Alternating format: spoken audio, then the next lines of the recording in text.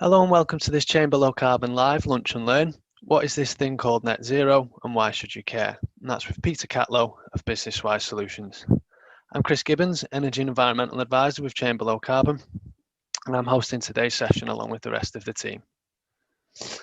Some housekeeping before we formally start. Everybody's on mute. For questions, please use the Q&A facility at the bottom of your screen. You can submit your questions during the session. We will monitor and bring in at the appropriate points.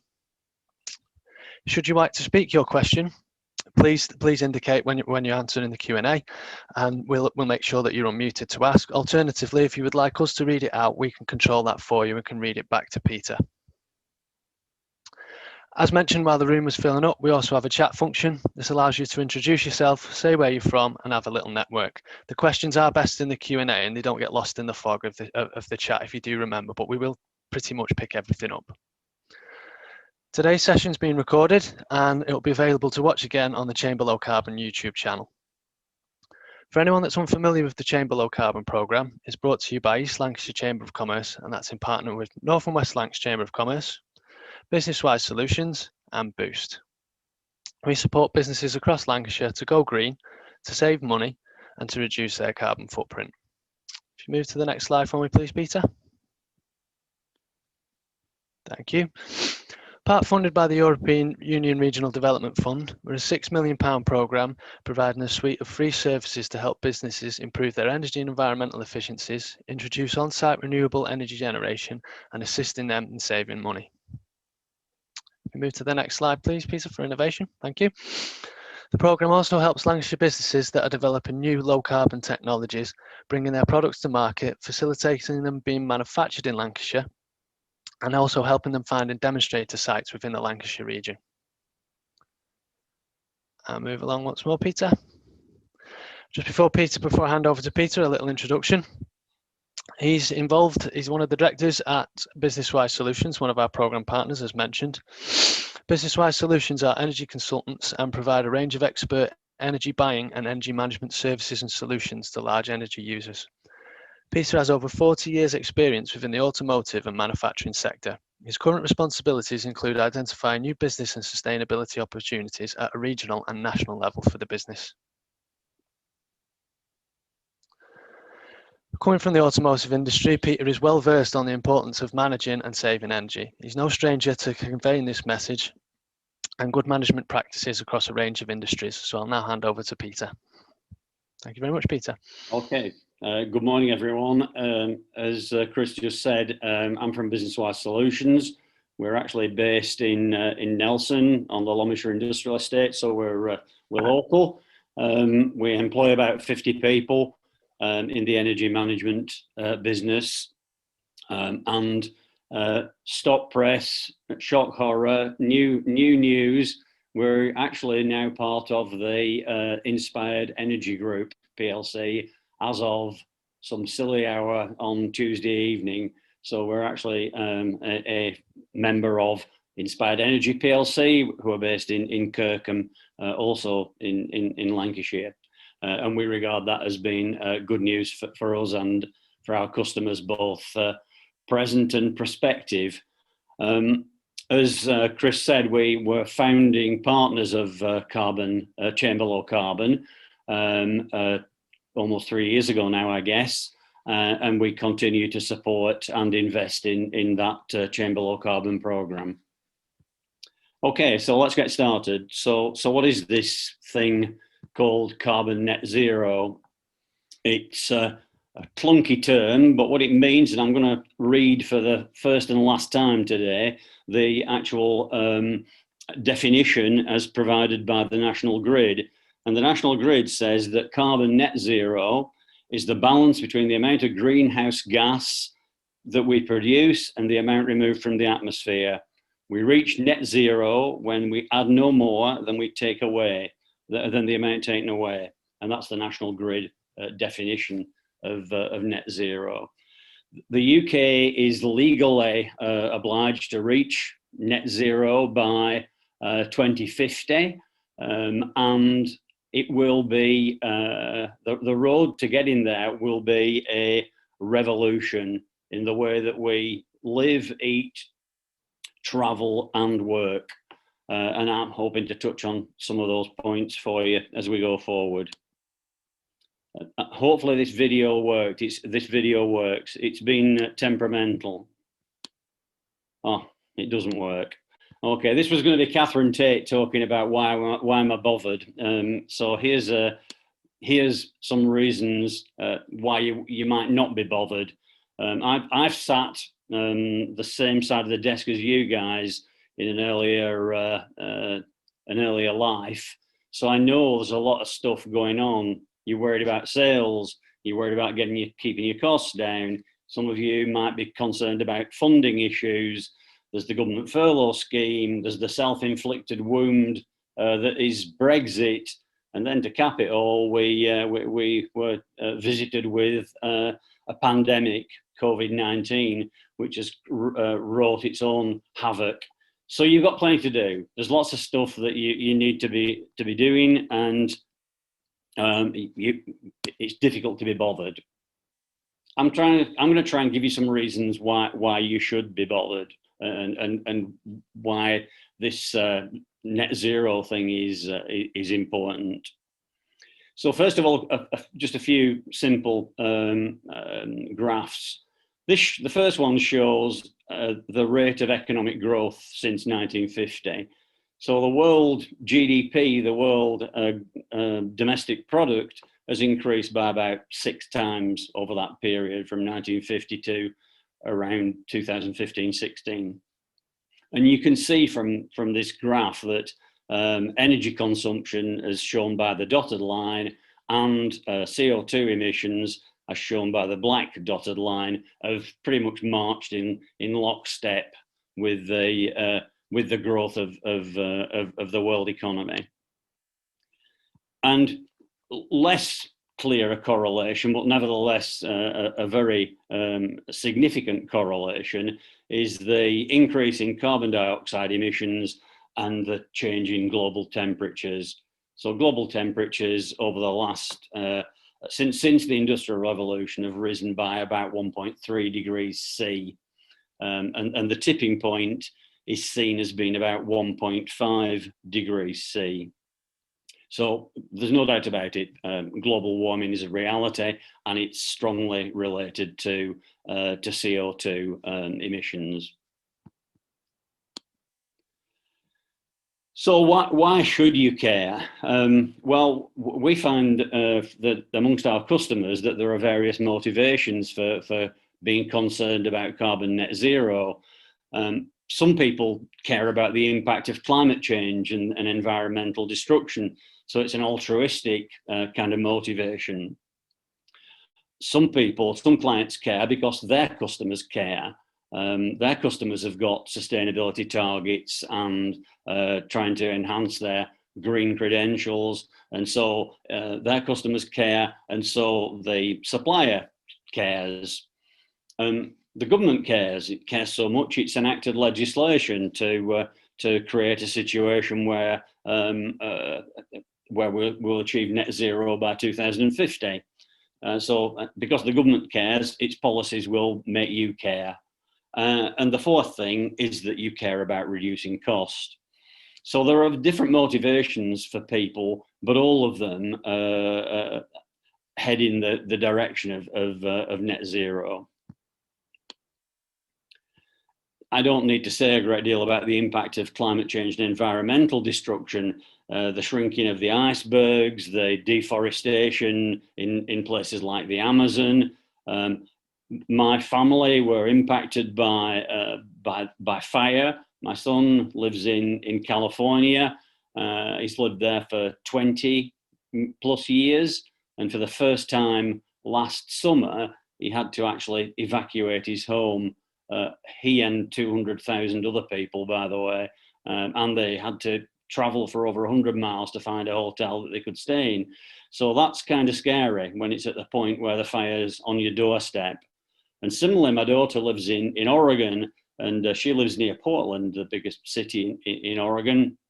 And she's been there for 17 or 18 years. And again, they came close to being evacuated. They were at the alert level prior to actually having to leave. And that's the first time that's happened in that 17 or 18 year period. And then you've got flooding, which is an ongoing problem here in the UK. This picture on this slide is actually in Wales.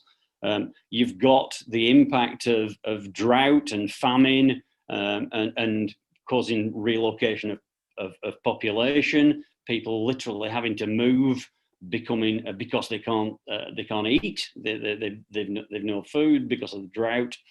And the environmental destruction is depicted by the slide on the bottom right, which is the impact of extracting oil from tar sands in Canada. So it creates a mess. Does the use of carbon of fossil fuels to generate energy, and the amount of carbon that's then produced.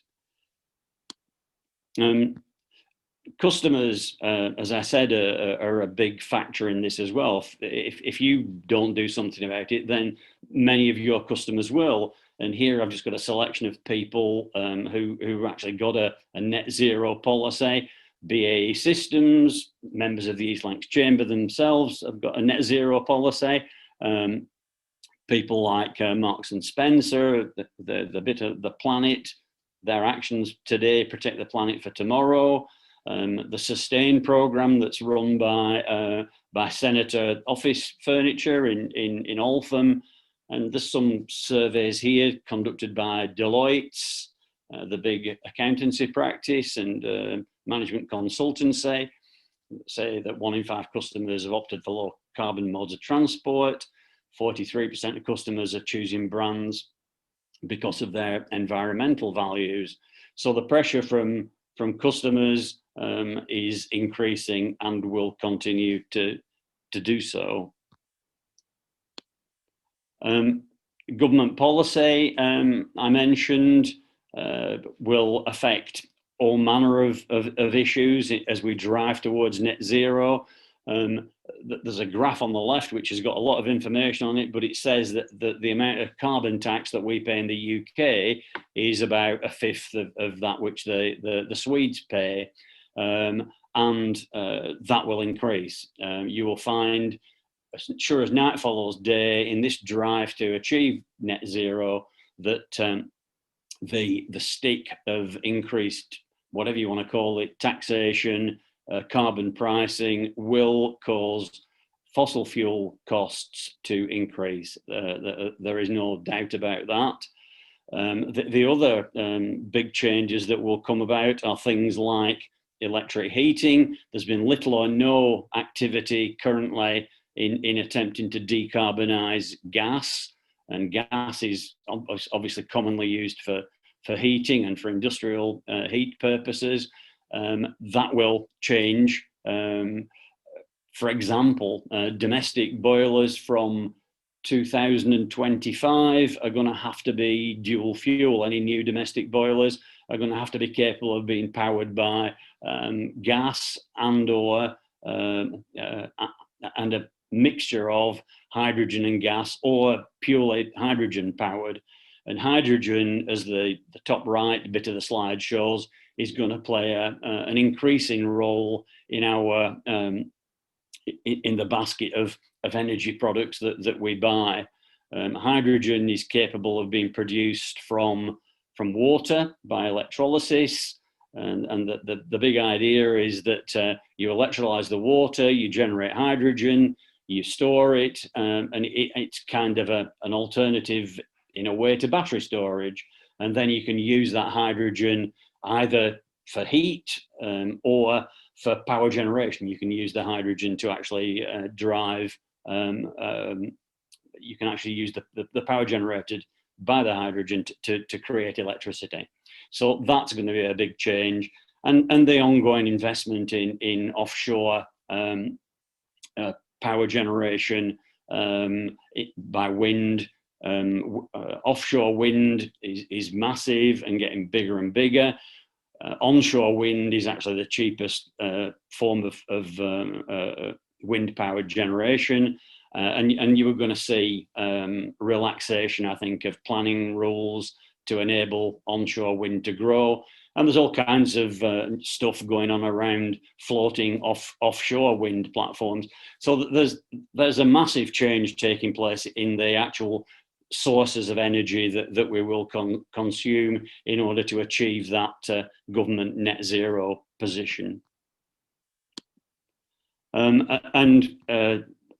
Not least of the motivations is cost reduction. So the ability to actually reduce your manufacturing or service costs by reducing consumption, because at the end of the day, the cheapest electricity or cheapest energy is that which you do not use. So cost reduction is obviously an ongoing major concern. I think one thing that I would want to spend a bit of time on is explaining what the impact of net zero will be, because it will be massive and far-reaching. And the reason why it will be massive and far-reaching is illustrated by this slide, which I've called the carbon emissions iceberg. And the reason it's an iceberg is that the emissions are classified into 3 groups. They're called scopes for reasons that aren't entirely clear to me, but they are. And scope 1 emissions are the emissions that you directly generate yourself. So by driving cars around, exhaust fumes, by industrial processes that you might use to actually make a product or supply a product or make components. So they're your scope 1s that are directly kind of under your control. Scope 2 emissions are the emissions that are generated in order to get you power or gas. So scope 2 would be the emissions that have been generated by power stations and the like. But by far and away the biggest contributor to emissions in any organization or in any individual is what are called scope 3. And scope 3 are in industrial terms, are the emissions created by your supply chain.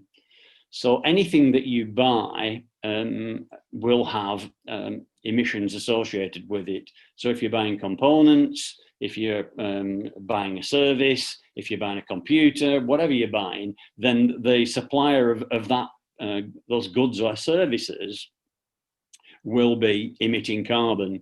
And scope 3, and to get to net zero, you have to get your scope 3 emissions down to net zero as well.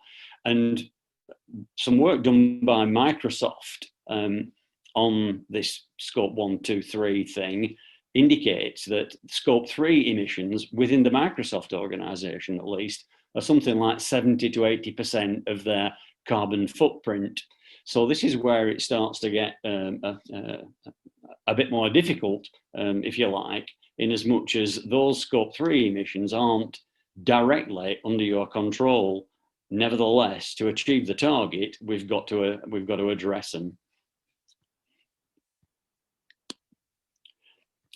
And I think in terms of challenges, carbon net zero will, over the coming years, impact every single aspect of our business and home life.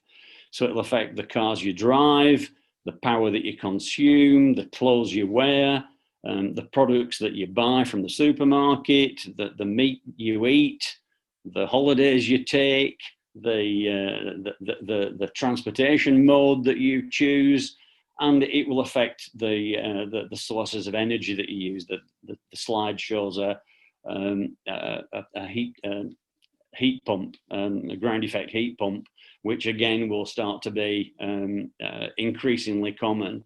So it will, believe me, affect every aspect of your life, and it will affect it in very, very significant ways, which are some of which are not entirely apparent even now.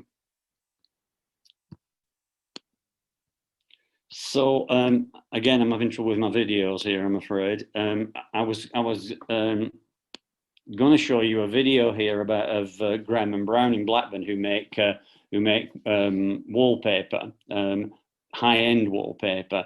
They are a committed carbon net zero company. They are clear that they want to reduce their footprint dramatically. From 2022, they're going to go on to exclusively using renewable energy. And we Businesswise are working closely with them to actually monitor their energy consumption right now at a machine level, at asset level, so that we know exactly where they're spending their £2 million that they currently spend per annum on energy. And we're helping them to actually drive that. Our engineers are working with their guys to actually actively drive that down. And they're motivated for the most part, although cost obviously is a nice side effect. They're motivated by their impact on the environment and all that does. And similarly, again, I was going to talk about recycling lives, the video concern with them. Again, they've got the same issues. They're based in Preston. They recycle car components. They actually employ ex-offenders in their business, and they're also therefore very sustainably motivated, very motivated to actually reduce their carbon footprint. And the last bit is this slide here is about procrastination. It's easy to think 2050 is a long way away, and therefore we don't need to worry about this. We can kick this can down the road.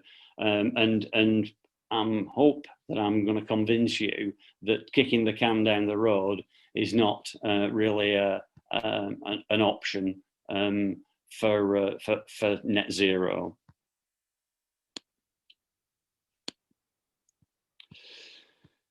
So what could you do? What stuff could you do fairly quickly? Well, you can do like Graham and Brown are doing. You could buy your energy from renewable sources. It's perfectly possible to get certified renewable energy at the same price as fossil fuels these days. You could look at installing solar panels. Solar panels, or more correctly, photovoltaic panels, are by far and away the cheapest source of electricity. If you looked at the whole life cost of solar or PV, you're looking at probably something like a quarter of the cost of conventional carbon fossil fuel produced energy. So the world should be and could be covered in solar panels and generating clean energy at a very economic price. You could look at electrifying your fleet. We Businesswise have taken the decision to actually provide our employees with free charging points in our car park. We're going to help them to buy electric vehicles. I know I saw the other day that Centrica, who own British Gas, are going to electrify their entire service fleet. So there's stuff you can do there. You can move to electric heating away from gas. You can do things like today, you can measure your carbon footprint and put a plan in place to reduce it, as we're doing alongside Graham and Brown and Recycling Lives. We've got a plan there to actually help them to reduce their carbon footprint by figuring out where they're actually consuming energy. You can insist that your suppliers have a carbon reduction program, or else you don't work with them, which is the position that Marks and Spencer, for example, take, that you've got to have a carbon reduction program or you ain't on the supplier list. And it also helps you to promote your green credentials, so that you can actually use it as a marketing tool, if you like. The fact that you're you operate sustainably, and that you're actively heading towards carbon net zero. So there's a pile of stuff you can do right now. There's a pile of stuff you can do right now, and no excuse for not doing it. And there's people like us around who can help you do it. And finally, again, on the subject of kicking the can down the road and not actually taking action today, tomorrow will be here sooner than you think. And just one example of that is this graph that I'm just showing you here, which illustrates the change in the mix of power generation in the last 10 years or so, with green energy, renewable energy increasing dramatically up to about 30% 37, I think it was last year, percent of the total power stack. Gas falling by 40, and most dramatically, coal virtually being eradicated from as a means of power generation. There were weeks went by last summer when there was absolutely zero power generated using coal. So that's in a relatively short period of time, in the last, as I say, roughly 10, 11 years. And it's my belief that this carbon net zero thing will pick up pace, and that we all need to be ready to deal with it for all the reasons that I mentioned, whether they be environmental, or whether they be your customers, or whether they be it be for reasons of costs, or whether it be through legislation. One way or another, we're all going to have to learn to figure out what we need to do to address the issue of carbon net zero and reducing our carbon footprint significantly. Again, a plug for Businesswise. It's kind of what we do, and it's why we joined the Chamber Low Carbon initiative, why we've supported that initiative and continue to support it, alongside East Lancs Chamber, Lancashire County Council, and the North and Western Chamber of Commerce. So we believe, I'm employed to do this kind of thing, to make you believe, and to work with our clients existing and potential to make you believe.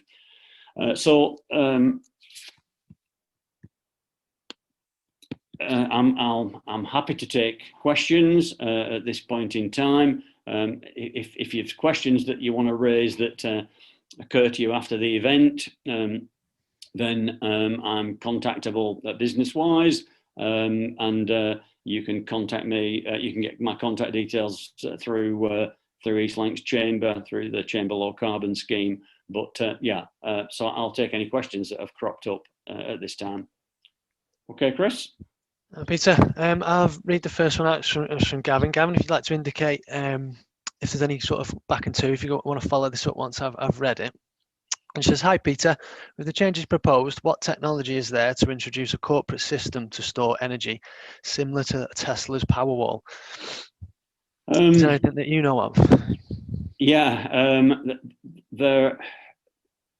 the moment, power storage is largely, good afternoon, Gavin, by the way. Yeah, at the moment, power storage is largely reliant on battery technology, and largely reliant on lithium-ion battery technology, which is the Tesla Powerwall that Gavin refers to, which means that, generally speaking, you'll have PV panels on your roof, and those PV panels will actually generate electricity, which will be stored in the battery on the Powerwall, and then you can use that electricity for whatever you want to use it for, charging your car, running your fridge, whatever.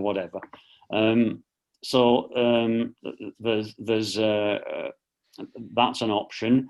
From an industrial point of view, there is no, well, there are equivalent products, to the power wall, but they are huge. You can imagine, from an industrial standpoint, to run. I know, for example, of a supermarket in the southwest that uses battery power during its peak load times. And it's like, I don't know, 3 or 4 storage containers full of lithium-ion batteries. So it's not a very usable kind of system.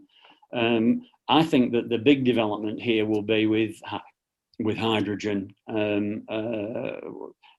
that I mentioned earlier, electrolyzing water, using green energy to create hydrogen, which you can then use to power, to create heat, or you can use it to run generators, or maybe even a fuel cell for a car. So it's possible that the electric car thing might move towards hydrogen as well. I hope that goes somewhere towards answering the question. That's good. We've got another one, and I've got a couple of spec questions while we let that fill up, but we have had another one. I've just come in, so let me have a quick second to scan over. So to reach net zero, companies in the spirit of net zero will take a baseline carbon footprint, put a plan in place, and to reduce what they can look to offset from their residual emissions. What is your take on offsetting? I think there will inevitably be some offsetting of one sort or another. I think it's kind of cheating in a way, in my view. I think what the question means by offsetting is sort of, well, I'll figure out my carbon footprint and then I'll plant a ton of trees to actually overcome the problem, which will absorb carbon from the atmosphere. I think that there's a limit to how much that will happen, and I think the more likely scenario is that if there's an inevitable carbon emission, then some form of capture and storage will be used. And I know that there are people today looking at redundant coal mines and such like for actually storing carbon dioxide underground. So I think there'll be a certain amount of offsetting, but to actually achieve carbon net zero, the minimum amount of offsetting is the answer, and it's really a question of actually making sure that those scope 1, scope 2, scope 3 emissions that I mentioned earlier are addressed. Just to add to that, how do you find the challenge of scope 3 emissions, Peter? Obviously, that's going back to your iceberg, and I think it's a little bit like with the offsetting. Is obviously people for mandatory reporting have to report scopes 1 and 2 accordingly. It's trying to capture and the eye of the beholder, I suppose, with what they want to grab hold of when it comes to scope 3, if it's discretionary. Well, it can't be discretionary, can't scope 3, because as I said earlier, I'm not saying Microsoft are necessarily typical, but certainly their calculation of their scope 3 emissions is that they represent 70 to 80% of that which they emit. Yeah. So it can't be discretionary not to tackle scope 3, but scope 3, in the spirit of that question, I think is clearly the most difficult to address, and therefore requires a structured approach to dealing with the entire supply chain and figuring out with them how they're actually going to achieve their own net zero supply. Yeah, we've ourselves, Chamber Low Carbon and East Lancs Chamber, we're on a number of boards with the DNO. As you'll know, that's Electricity Northwest, and in the sustainability panel, the overriding feeling of the group was that they should be including scope 3 in their, practice what you preach, basically.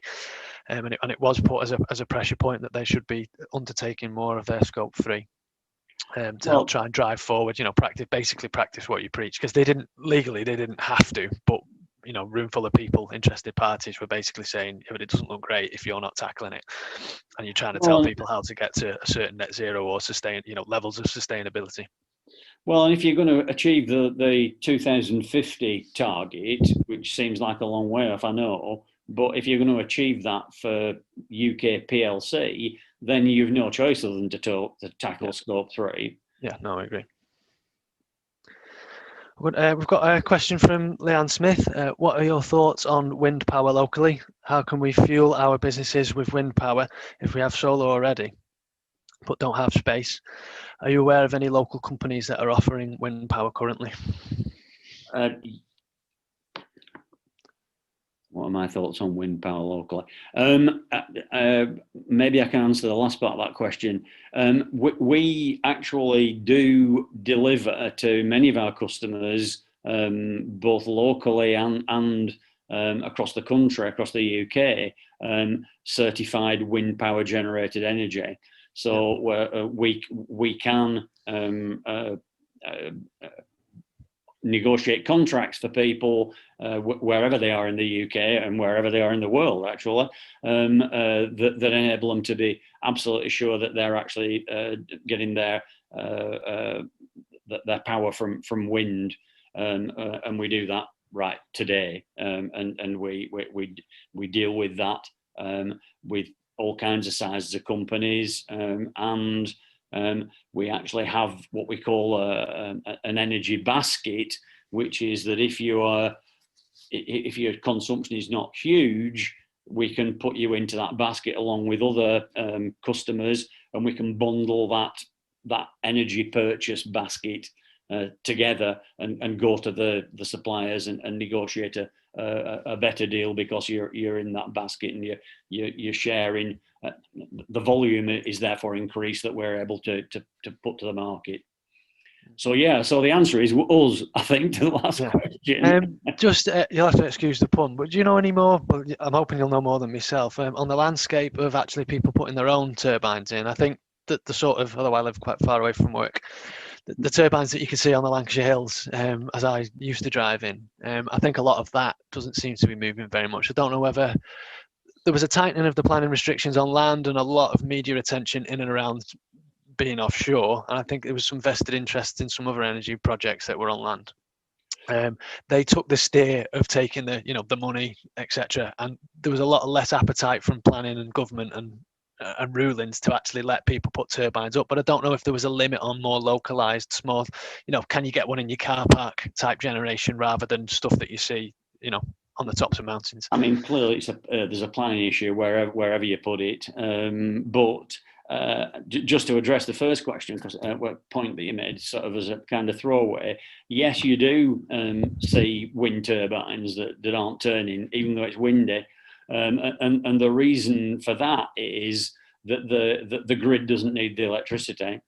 So the national grid is always sort of carrying out a balancing act, because there ain't a lot of storage around at the moment. So electricity is a commodity that you have to generate and use in real time. So what they tend to either call generating assets into play or switch them off, depending on the demand at the point in time. So you do very often. Exactly that.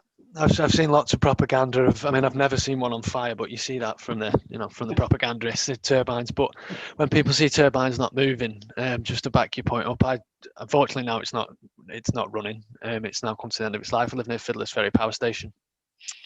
When they do your standard school trips, obviously you can only go in certain parts when it's on, but in your standard school trips, it's got 4 boilers. All 4 of them boilers aren't on. Recently went up to Drax with the chamber.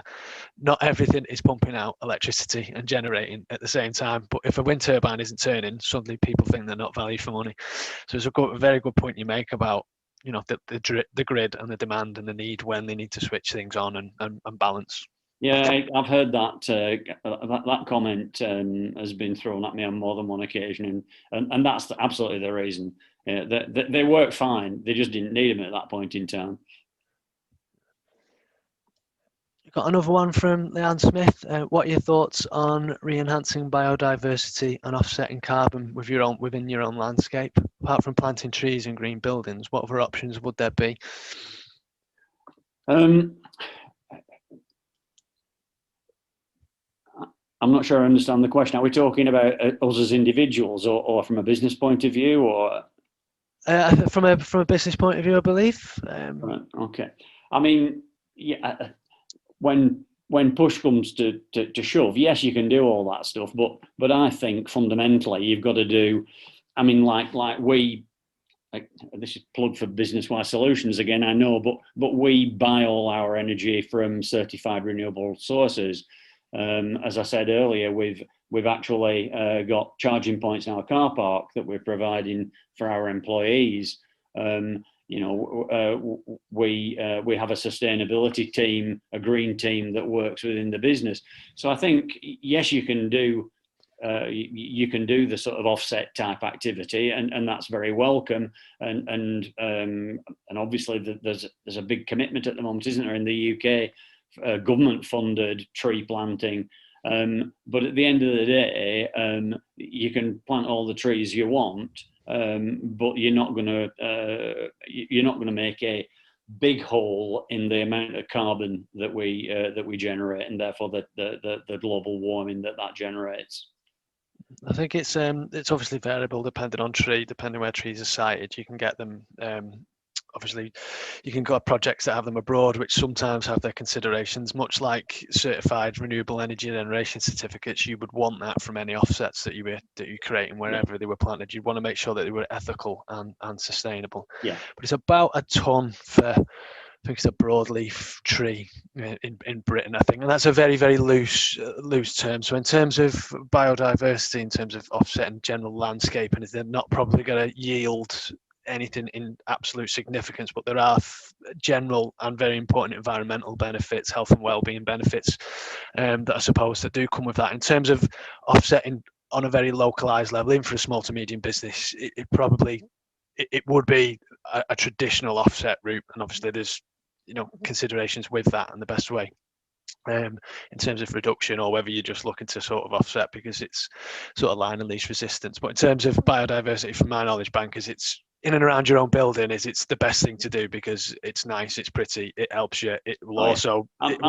help the flora, fauna, etc. I'm not knocking it, Chris. I'm just looking at it from a kind of strategic point of view and saying, if we're going to achieve this net zero by 2050, we ain't going to do it by planting trees. That's the bottom line. Yeah. It'll help, but we ain't going to get there. Yeah, just a couple of notes if you've got time, Peter, while you've got the expertise in these areas, from what you've said, and to build on what other people have said. How easy are you finding electrifying your fleet? And obviously you've got the chargers in, you've got good access to that, and what's the take up like in and amongst and around your staff? Well, I mean, it's a fairly recent initiative. I mean, our CEO, Fraser Derris, has an electric vehicle and charges it. I mean, clearly, we don't actually have a fleet. We don't have any company cars we don't have any company cars, period. So it's obviously dependent upon the rate at which people want to change their ownership of the vehicle. So we haven't got, other than Fraser, we haven't got any takers at the moment, but it's something, a program that we introduced about, I want to say 6 months ago now, and we've got people who are very interested, and will go down that route once their vehicle comes up for a change. Yeah. Just in relation to the point you made on renewable sources, are there any recommendations or common pitfalls? I think we've covered the one of making sure that your renewable energy generation source is certified, but just anything that businesses should be aware of if they're looking to go down these routes, really. If Buy it from you? No, there's two parts to my answer, really. One is there's been a commonly held view for a long time now that which we try and knock down, which is that renewable energy is more expensive than fossil fuel energy. That's not true. we can source, and not just we, but the world at large can source renewable energy as cheaply as they can fossil fuel or brown energy. So that's the first thing to say, maybe. And the second thing is that I would encourage anybody who's got the ability to install PV, photovoltaic solar panels, because that is by a massive margin the cheapest way of generating electricity. I mean, you clearly you're going to be a rare animal if you can actually put enough PV on your roof or in your car park or wherever to actually completely wipe out your need for grid generated electricity. But it's certainly a major benefit to your electricity bill if you can do that. That segues brilliantly into one of my next notes, really. You've obviously done lots of work with us since 2018, since we were running Good and Proper, and I know you've done some information in and around energy bills. And so it's just basically the commodity and non-commodity. What are we looking at in terms of commodity and non-commodity costs on your bills? And obviously that has a knock-on effect if you're not pulling it down the wire for your electricity and it's coming out the sky onto your roof, for argument's sake. You're saving yourself quite a bit now, aren't you? You are indeed. I mean, there's been a steady upward march in. Just define the terms for a minute. Yeah, the cost of electricity that you see on your bill is made up of wholesale electricity, so the actual power that is being generated, but there's also then a bunch of other stuff that's to do with distribution costs and government taxes and levies and what have you. And there's been a steady march ever since I've been involved in this energy business, which is 8 years now. And when I joined Businesswise, I think like probably 60-65% of your bill was the actual electricity you were consuming, and 30-35% of it was non-energy costs, taxes, levies, distribution costs, whatever. And that's almost turned on its head in the last 8 years, so that the vast majority of the cost you pay is not actually for the electricity that you're buying. It's for the non-commodity aspects, and the biggest increase there has been in levies and taxes. About a quarter of your electricity bill these days will be concerned with carbon taxes of one sort or another. Yeah. Well, at least a quarter. Yeah, it's nice. It is, it's an eye opener when people do find that out, if people sort of aren't aware. I think it's been mentioned in the chat by Stephen. Worth mentioning.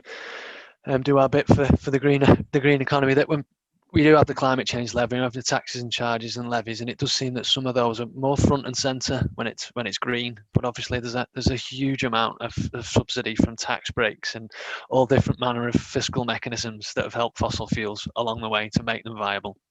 Yeah, I mean, there's no doubt about it. I think that the direction of travel will be that we will see increases in carbon taxes and levies, whatever they get called, as time goes by, and we will also see a cost advantage to buying renewables, because renewables, of course, don't attract. Don't generate the CO2 that conventional energy does. So I think you will see a switch before we're very much older, where fossil fuel generated energy will become more and more expensive because of carbon costs, and renewable energy will become, relatively speaking, cheaper. You're getting a lot of, if you read the sort of the energy and sustainability papers, you'll see investments and divestment and all that kind of thing. There's a new story every week to a month. There's a new investment firm of one of the big names, if you follow the markets, it usually is starting to divest, whether it's a pension fund or a hedge fund in carbon based production and extraction and generation. I assume that will help its price as well, would it? In terms of the switch over in price. There's a if you kind of, if you follow the money, it's very interesting to follow the money, because the money usually has a pretty good idea of what it's doing. And if you look at people like Warren Buffett, Berkshire Hathaway is his investment vehicle, and BlackRock, or a big US investor, they've invested billions of dollars in the green economy. I mean, literally billions of dollars.